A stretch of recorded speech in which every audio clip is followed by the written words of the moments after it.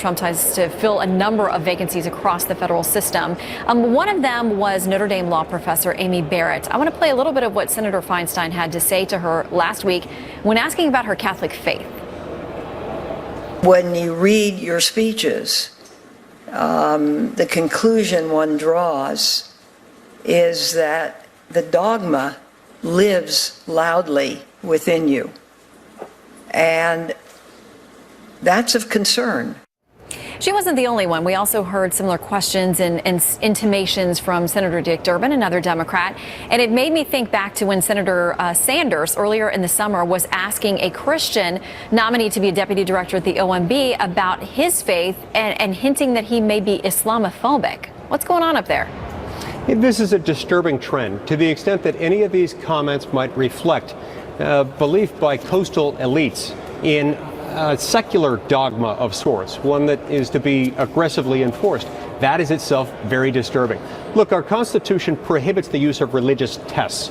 Any religious test to determine someone's eligibility or lack thereof to serve in a federal office is itself unconstitutional. It also has no place in our society. As a religious minority myself, I'm very sensitive to any suggestion that someone ought to be disqualified or made less eligible for a federal office by virtue of the fact that their religious beliefs live strongly within them.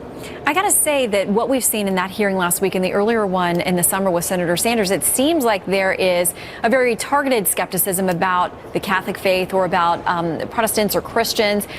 Can you imagine a scenario in which one of these senators would ask somebody of a different faith tradition, a Muslim or Hindu or anyone else, about whether that would impact their ability to be a good judge, a fair judge?